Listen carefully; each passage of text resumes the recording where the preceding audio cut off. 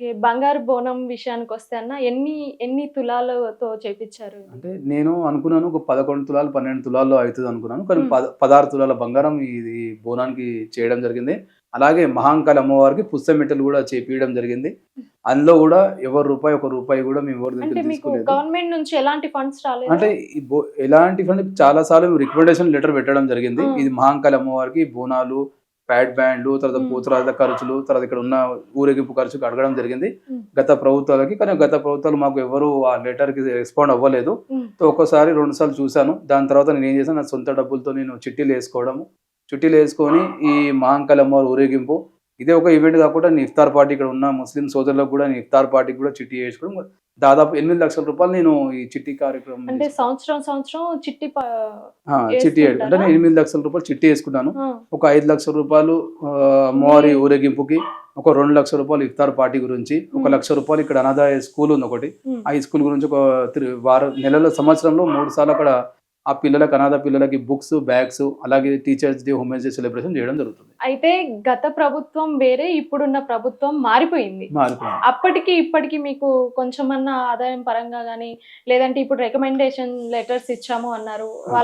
వాళ్ళ సపోర్ట్ ఏం అంటే లేదనిపించిందా మీకు? గత సంవత్సరం నేను ప్రభుత్వంకి సబ్మిట్ చేయడం జరిగింది. ఆ! దానికి రెస్పాండ్ రాలేదు. హ్మ్. కానీ ఇక ఆ రెస్పాండ్ రాలేదనేసి ఏం చేశానంటే చిట్టీలు తీసుకొని స్టార్ట్ చేశాను. కానీ ఈ ఇయర్ నేను ఎలాంటి రికమెండేషన్ లెటర్ సబ్మిట్ చేయలేదు. హ్మ్. కానీ ఎవరి దగ్గర తీసుకెళ్ళి ఇది ఖర్చు పెట్టుకుంటున్నాను నేను. మాకింత ఇయ్యాలని కూడా నేను ఎవరిని అడగలేదు ఈ సంవత్సరము. కానీ చాలా సార్లు అడిగాను. 1-2, 3 సార్లు అడిగిన తర్వాత నా మనసు విరిగిపోయి ఇక నుంచి అడగడం లేదు. ఓన్‌గా సొంత డబ్బులతో నేను చేసుకోవాలి అనేసి నేను ఓన్ డబ్బులతో చేసుకుంటున్నాను. ఎన్ని లక్షలయినాయి సార్? అంటే లాస్ట్ ఇయర్ నేను 6,00,000 రూపాయలతో ఊరేగింపు చేయడం జరిగింది. ఆ! ఈసారి బోనం ఖర్చు సెపరేటు, తర్వాత ఈ ఊరేగింపుకి హ్మ్. నేను విజయవాడ నుంచి, కేరళ బ్యాండ్ నుంచి అంటే దాదాపు ఈ ఊరేగింపు ఖర్చులోకి 6-7 లక్షల రూపాయలు ఈ సంవత్సరం ఇంకా 2 లక్షల రూపాయలు పెరగడం జరిగింది. హ్మ్. ఎందుకంటే 9 అవతారాల అమ్మవార్లు విజయవాడ నుంచి వాళ్ళని స్పెషల్‌గా ఇక్కడికి రమ్మని చెప్పడం, వాళ్ళకి దాదాపు 60,000 రూపాయలు వాళ్ళకి ఇయ్యడము. హ్మ్. తర్వాత కేరళ నుంచి బ్యాండ్ గూడా మాట్లాడడం. హ్మ్. వాళ్ళకి గూడా ఒక 50,000 రూపాయలు కేరళ బ్యాండ్ వాళ్ళకి. ఇక్కడ లోకల్‌గా ఉన్న చాలా మంది ప్యాడ్ బ్యాండ్ ఎవ్రీ ఇయర్ వస్తారు. ఒక 3 ప్యాడ్ బ్యాండ్ అంటే దాదాపు 70 మెంబర్స్ బ్యాండ్ వాళ్ళున్నారు.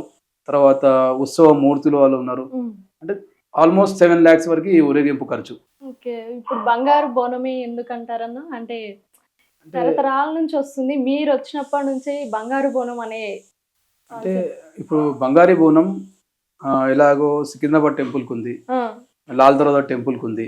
ఆషాఢ మాసంలో మొట్టమొదటిగా ప్రారంభమయ్యేది గోల్కొండ కోటకి ఆ! అమ్మవారికి బంగారు బోనం ఎందుకుండొద్దు. హ్మ్. అదొకటి. తర్వాత అమ్మవారు కలలో రావడము. హ్మ్. అమ్మవారి కలలో వచ్చిన తర్వాత ఈ గోల్కొండ కోటకి అమ్మవారికి బంగారు బోనం ఉండాలని అమ్మవారు చెప్పడము. హ్మ్. దాంతో పాటు అమ్మవారికి నాకు లాస్ట్ 2 ఇయర్స్ కింద అమ్మవారికి ఒక మొక్కు కోరడం జరిగింది. హ్మ్. అమ్మవారు ఆ మొక్కు నన్ను తీర్చినందుకు నేను అమ్మవారికి పుస్తమెట్టలు అమ్మవారు కల్లోకొచ్చి చెప్పారు. అంటే 2 టైమ్స్ ఇప్పటికి నేను 2 టైమ్స్ అమ్మవారిని కలలో చూడడం జరిగింది. హ్మ్. మహంకాళి అమ్మవారిని. హ్మ్. సో, లాస్ట్ ఇయర్ మేము కలలో రావడం, ఈసారి అమ్మవారికి బోనం 3 నెలల ముందే మేము ప్రిపరేషన్ చేయడం. బంగారు బోనం సమర్పించాలని మహంకాళి అమ్మవారు నా కలలో రావడం. దాంతో అమ్మవారికి బోనం చేయించారు.